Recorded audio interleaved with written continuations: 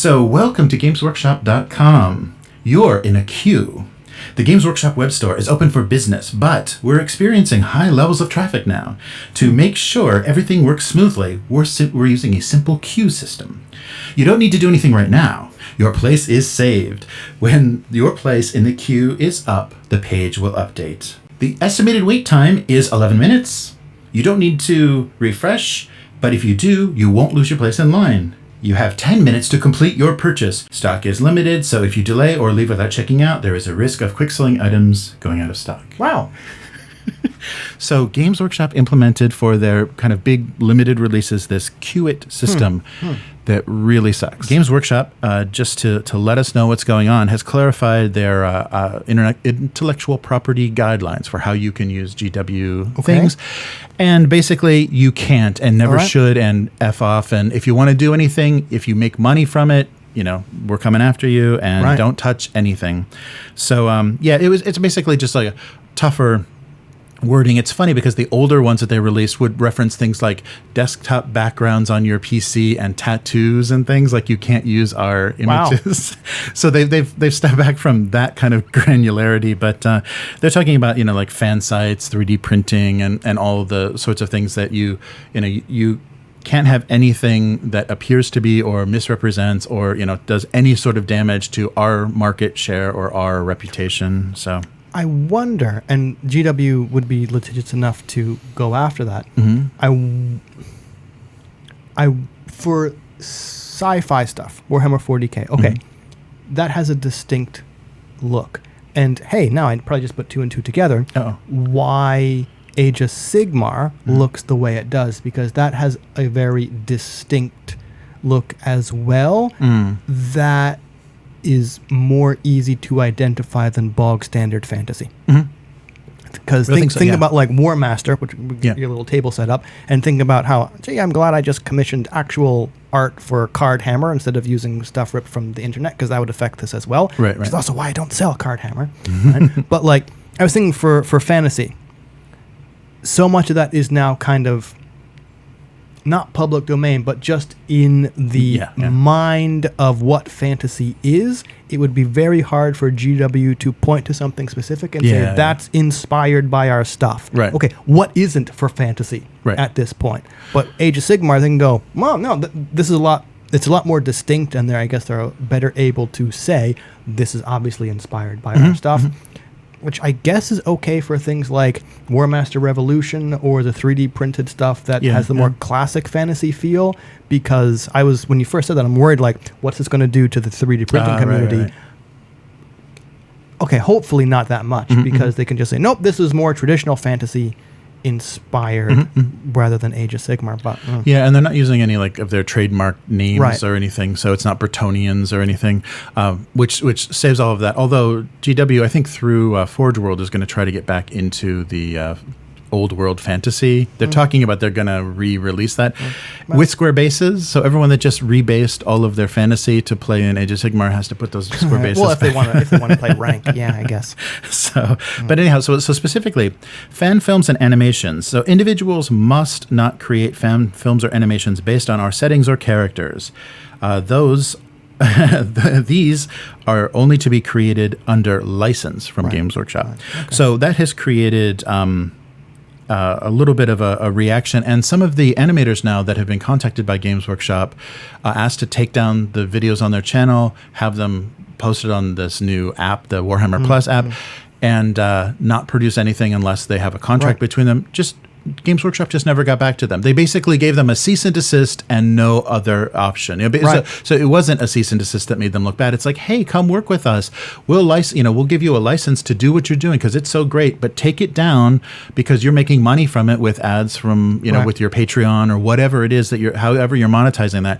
You're making money. So take it down. We'll post it and then we'll have some sort of licensing agreement, and then they just never get back to them. So it's a good way to shut down all these animators that are doing things for free. Well, the license agreement thing made me think, great, if you're a creator who can't afford to buy a license, you're just fucked. Yeah. Well, it's just I think it's a percent, like a share, you're just working for them. Yeah. Working for them.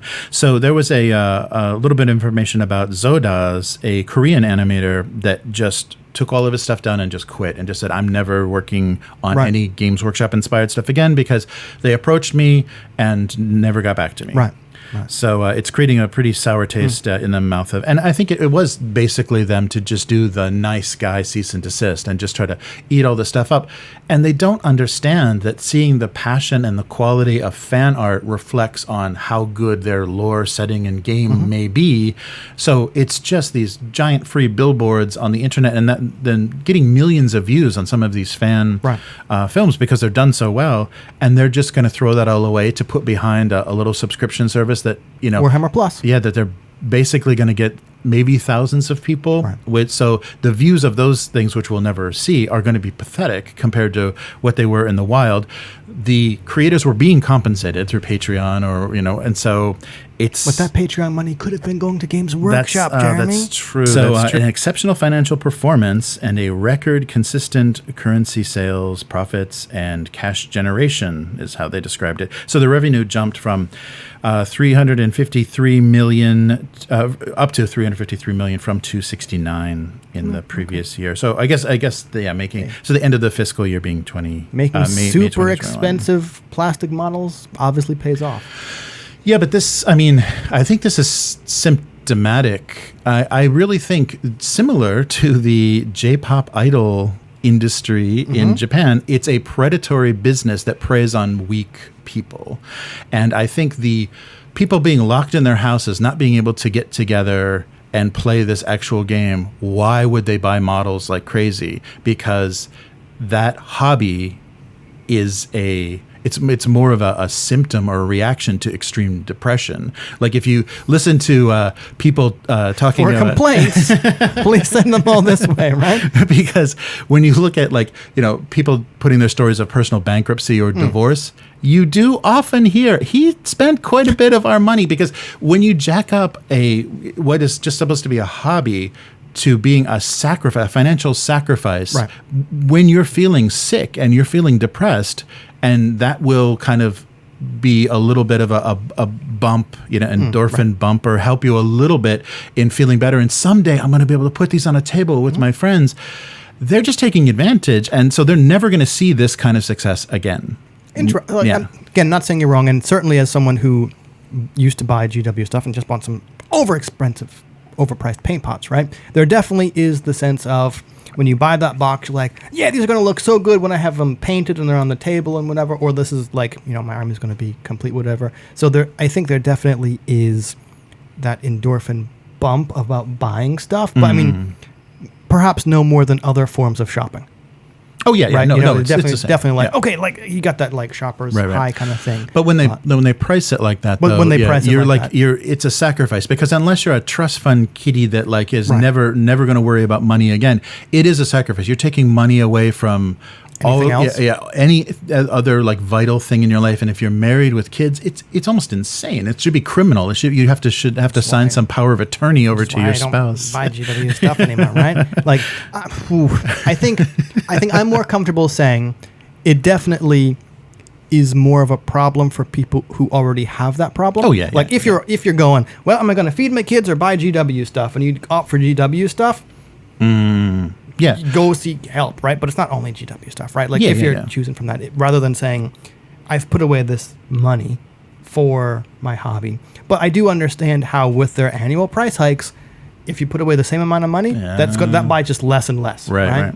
So, I can certainly see you are not encouraged, but there isn't a tempting reason to put away more or to spend more on the GW hobby, where you're basically getting the same amount, right? Because anyway. Yeah. So, and it's funny too, because as a reaction to this, sales spike, this big success that they had last year, they are doing permanent night shifts and additional weekend shifts implemented in their two factories to meet this kind of production. But it's not going to continue. It was based on people not being able to leave their homes and hoping for a brighter day. And so it's, I don't know. I think they're a little bit, they're putting maybe the plastic dwarven cart before the plastic pony. horse.